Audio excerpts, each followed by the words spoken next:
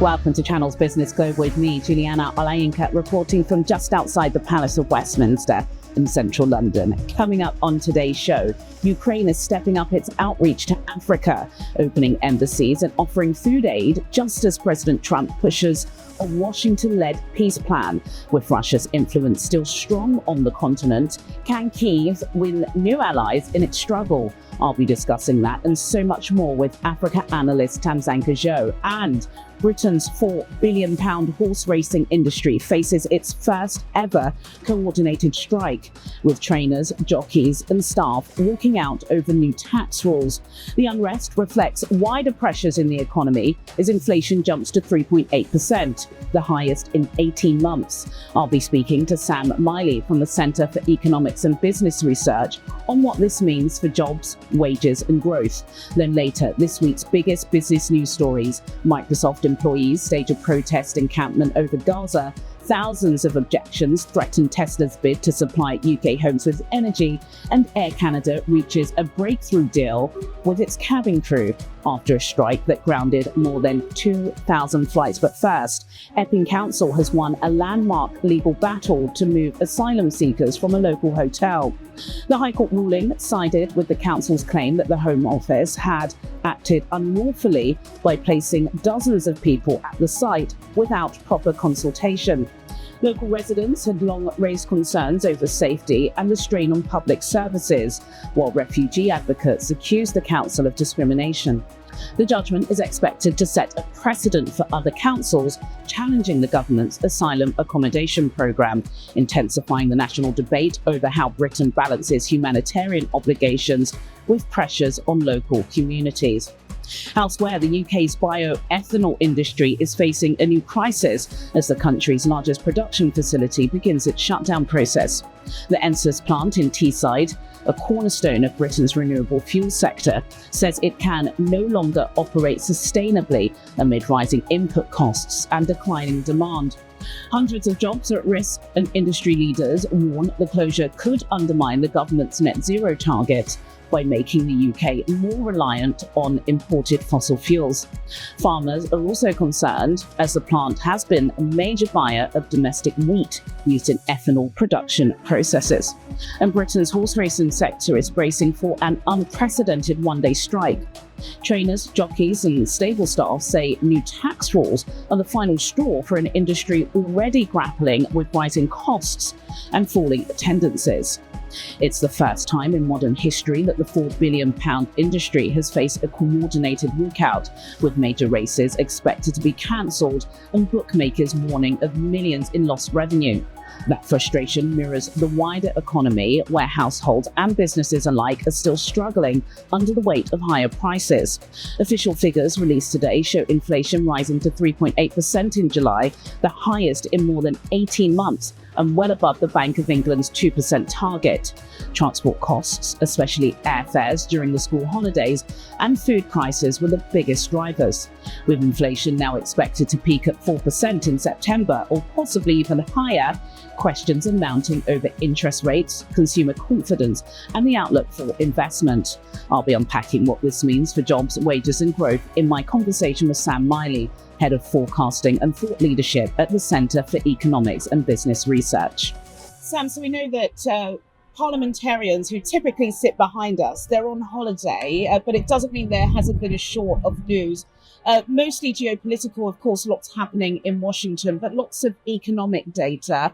Early in the week, we got a bit of a revision from the ONS suggesting that the economy was a lot bigger than we had previously thought post-COVID. But then we have had data showing that inflation at 3.8% is still ticking much higher than Andrew Bailey would prefer. Just give us a snapshot of the UK economy at the moment. Absolutely. So the summer is a busy time for economic news. There's certainly no shortage there. In terms of economic growth, we're in a relatively weak position in the UK at the moment. The economy is growing, albeit slowly, and the drivers of the slow growth are both domestic and international. On the domestic front, we're witnessing quite elevated inflation at the moment, which is affecting consumer confidence and purchasing power. And then, of course, the UK is no stranger to the global developments, including from trade uncertainty and geopolitics. So all in all, an interesting time for the UK economy at the moment. There was some data earlier today, she said lots of data suggesting that UK consumer confidence is low. I think it's at a 2-year low. Retail sale figures, they were supposed to come out this week. They're being halted because we're not sure whether or not we can get the modelling right. Does it feel that way? Even when you're away from being an economist, when you're walking on the street, do you feel like they're poorer at the moment? I think that is the case. So confidence has been on a bit of a wild ride in recent years. And this year, the tone has been to the negative. There are those domestic factors like elevated inflation that are eating into confidence, and also the uncertainty from global trading environment. But all in all, I do get the sense that the folk on the streets are feeling relatively worse for wear economically right now. Yeah. It's difficult to get a cup of coffee. I would have offered you while you were waiting. I was speaking to our viewers about horse tax. There's going to be a strike at the horse racing for the first time in its history. It's a £4 billion industry. They're not happy with Rachel Reeves. The wealthy are not happy with Rachel Reeves. Pensioners are not happy with her. Is there anything the Chancellor of the Exchequer can do to appease anyone at the moment, even those in her own party, and not really happy with her fiscal planning? So the fiscal situation for the Chancellor is quite difficult at the moment. Government borrowing costs are elevated. The rates of interest on government debt are rising. And so it is a really difficult environment for the Chancellor that will likely please no one. It will mean either cutting spending, raising taxes, or otherwise tightening the fiscal purse. Yeah, that's true. So we know that Sir Keir Starmer, the Prime Minister, possibly not so popular here, but internationally, he is doing very well. He obviously led that coalition, well, it's part of the coalition of the willing that went to Washington to try and appease Donald Trump. How is the war in Ukraine affecting UK domestic economy? So the war in Ukraine did have a significant impact on the UK and indeed global economies when it escalated in 2022, primarily through the impact on energy prices that subsequently fed through to inflation. In terms of the here and now, the influence is less significant, but we're still seeing some of the hangover effects from that initial shock a few years ago. Yeah, that's true. According to multiple reports, the Chancellor has no option than to raise taxes in the autumn budget. Of course, she doesn't want to do it, but then she got no choice. I think it's looking unlikely that the Chancellor will not take action at the upcoming fiscal event, whether that be increasing taxes, cutting spending, or otherwise. And ultimately, that reflects the difficult position that she faces with the public purse at the moment. Yes. So what is your outlook for the final quarter of the year? I know we're not in the final quarter, we're in the second quarter, but the upcoming quarters. So the UK economy is growing, albeit very slowly.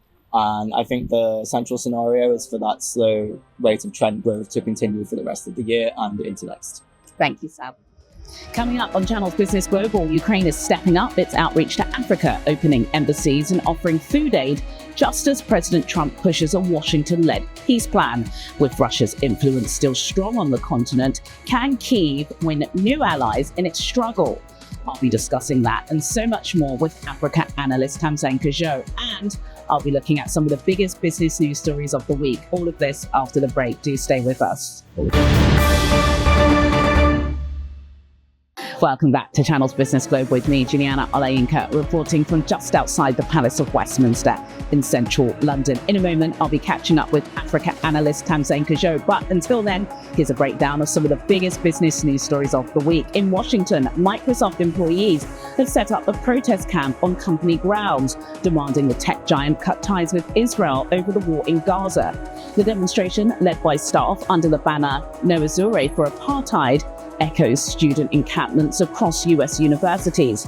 Microsoft denies its cloud services are being used for military targeting, but has ordered an independent review after new press reports. Here in the UK, Elon Musk's push to expand Tesla into the energy market is meeting stiff resistance. More than 8,000 people have written to Ofgem objecting to Tesla's bid to supply power directly to homes and businesses. Critics argue Musk's political agenda and and polarising style make him unfit to control part of Britain's energy system. Regulators are expected to decide soon in a test of how innovation is balanced with public trust. And in Canada, relief for travellers after Air Canada reached a breakthrough deal with its 10,500 flight attendants. The agreement ends a 3-day strike that cancelled more than 2,000 flights and for the first time guarantees pay for pre-flight duties.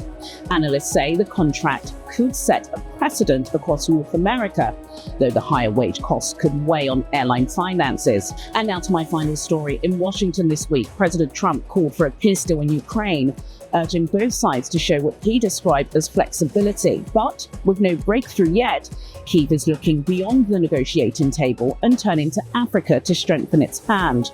Ukraine has opened new embassies, expanded food aid, and even offered military training to its Mauritania counterparts as part of its outreach. Yet, Russia's deep-rooted influence from across the continent in energy and security, and all of that in between, means Ukraine faces a steep challenge in winning new allies. What impact could this have on the global balance of power and on Trump's push for peace? This is what I discussed with Africa analyst Tamzin Kajot. Tamzin Kajot, it's been such a long time. I'm so happy to have you here. Who better on the continent to try and unravel what's been going on over the past couple of days, couple of weeks, couple of months, but specifically this week. I was just joking with you off air that in Washington, that table of the coalition of the willing plus Trump's top team was as white as snow. And I'm not saying that in a kind of racial disparaging way. It was as white as it can be. Some political elites in Africa say, look, that's great. It's not our war, but it is, Tam. Please just unpack what's gone on. First of all, in a kind of global geopolitical way, but then, of course, how it pertains to our continent, Africa. Yeah, it's always good to come by and have a chat when I get to London, and we discuss that. But of course, even here in the United Kingdom, it's not so long ago that you had an Asian prime minister, and then we do have a black deputy, and then a black first minister in Wales, and there's Scotland as well, and of course somebody who is Irish in Northern Ireland. So whenever there is representation on a global scale, members of the G7 in particular, there is an understanding that they have diplomatic and other relations with many other countries in the Asian side, but as well as and Africa. The Commonwealth. So Africa was as well represented at that table as the interest of Africa. Remember, President Ramaphosa was there, and in South Africa, in South Africa, Ukraine has been, discussing with South Africa. That's where the African element has been coming in. Moscow has been discussing with South Africa as well. So you can read that if you like. But the interests of Africa are closely intertwined to what we are seeing going on in Alaska, in Washington, and wherever the venue is going to be for the next summit. Absolutely. It's probably going to be a couple of stones throws behind us. Let's talk about optics, though. Optics is really important. You're absolutely right. We do know that underground, of course, there's loads of diplomacy taking place, lots of foreign trips between Eastern Europe and Africa over the past couple of years. But optics is important. We know that. We're media people, right? You want to be seen in the picture. We're just so far away from the main action now. Should we be worried or concerned about that? Not at all. The reason for that is because if the war in between Russia and Ukraine stops, remember, both Russia... If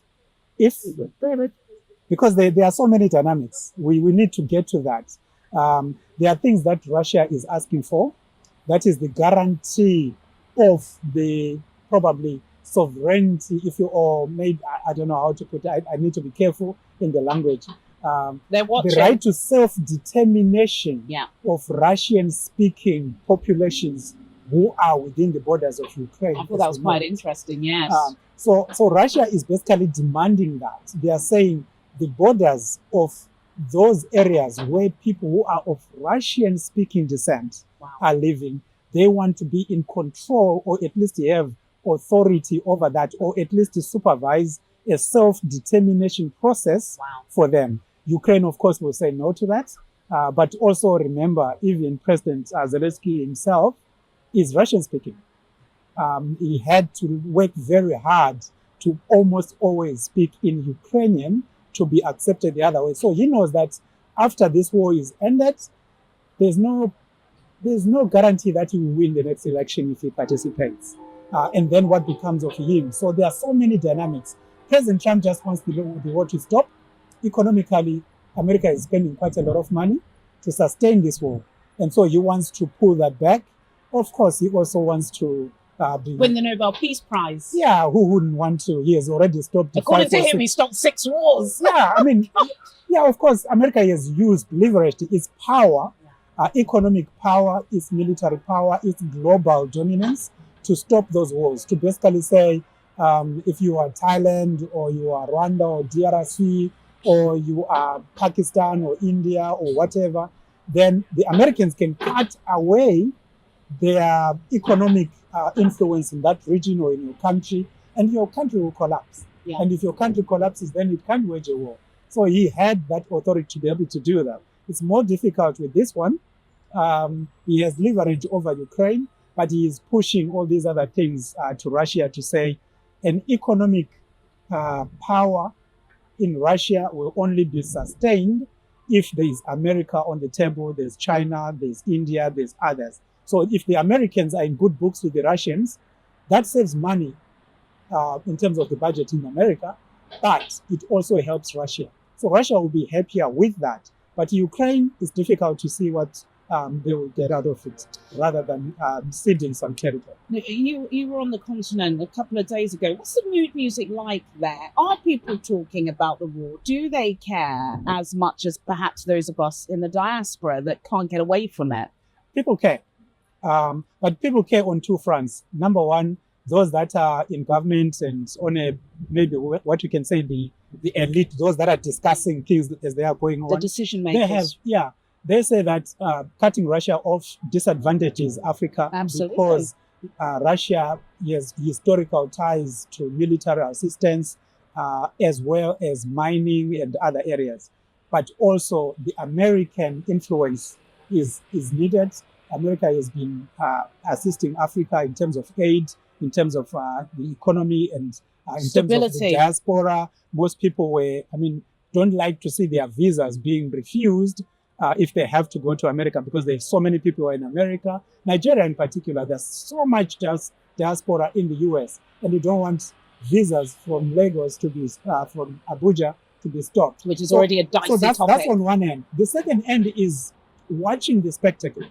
To say, look, if President Trump and President Putin can shake hands and be together in one place, why can't PDP, APC, or other people in Cote d'Ivoire, why can't Ouattara and Laurent Gbagbo, why can't people in Rwanda, why should we spill blood because of politics within nations if the American president and the Russian president can shake hands on a red carpet? So there are things like that that people are saying, hang on a minute, this is political maturity.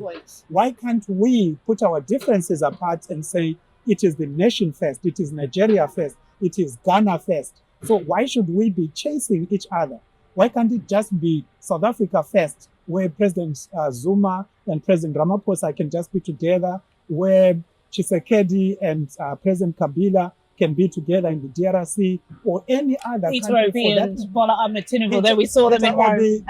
Why can't it be a weekly thing where in Nigeria, President Tinubu can be bringing all these former presidential candidates to Asarok every week to just say, let's talk about what you are hearing. Well, let's see if Trump can get Zelensky and Putin in the same room. Well, that has already happened. But we don't know. We don't know. No, I mean in the past. Remember, in the past, but we don't know if Putin wants to legitimize Zelensky. That will happen. That will happen. There's no doubt about that. Let's see. Let me ask you, because again, you were away, Tam, so you weren't watching. I presume you weren't consuming 24-hour global North media, but at times I wanted to punch the screen. I'm like, no, why are you so against peace? When Putin got off the plane, the way Trump and Putin embraced each other, of course, they got a couple of minutes of alone time. in the beast before getting to the venue where they delivered that pretty extraordinary newser. It seems as if the fourth pillar of society were totally against that meeting. Why? In a way, it is. It is time for the media, global media, mainstream media in particular, not so much the social media, but mainstream media in particular. The credibility, legacy media. Right, yeah, the credibility of the mainstream media to parrot a particular political point, dividing the global ionosphere, if you like, whenever there's a war, whenever there's conflict, is probably not the right thing to do. So you have seen that with what's happening with Israel and in the Middle East. So once you take a particular point, it becomes difficult for you as shift media the dial to then shift that dial. If you portray one side of a conflict you don't understand fully as evil, the devil that must never be spoken about, who must be hanged, who must be done this, either side, it doesn't matter. Well, that's what they're doing. Well, that's what they're doing. Yeah, once you do that, it then becomes difficult to justify why you have to say these two presidents are shaking hands, or these two communities are now working together. Or there could be something good that can come from this. We know that historically, it doesn't matter whether you're talking about Northern Ireland or you are talking about the several or issues. Palestine. Yeah, or, even in Nigeria in the old past, people that are Igbo, interacting with President Buhari and working together. Yeah. It just doesn't matter. People always come together anyway at some point, which is why those that believe in diplomacy will say, why are we chucking away the United Nations? When things are like this, where is Secretary General Guterres? Where are the people that should have been pulling the triggers of the diplomatic engagements, bringing everyone together? Why should it be Qatar? Why should it be the United Arab Emirates? Why should it be somebody else who is now the de facto UN in these kind of Isn't that an opportunity then for Africa now? It is in a way, but are we too scared? Are we scared of the tariffs? Are we scared of the visa rejections? Are we scared of Trump? No, but Africa can assert itself because there is so much not yet. But I would say that time is coming. So if you look at... We need more Mia Motley's, don't we? Asian Prime Minister. She could be the next UN Secretary General, for all we know. Yeah. But I think what Africa needs to do is basically to have an assertive message out there to say, okay, Europe, you are France, you are Paris, you are London, you are Berlin or Washington, DC, or whatever. London. But these are the things that you need from Africa to sustain your economies. This is what we want. And President Trump, remember, he likes very strong leaders. We have authority. The reason why he can deal with President Putin is because he knows that if President Putin gives his word, that's exactly what he's going to happen. Well, allegedly it's because he's got something against him. I don't believe that too, but that's what the mainstream media is saying. Well, sadly, that's all we have time for today. But as always, do get in touch with your comments and suggestions. I'll see you at the same time next week for more in-depth business analysis on Channel's Business Global. Goodbye.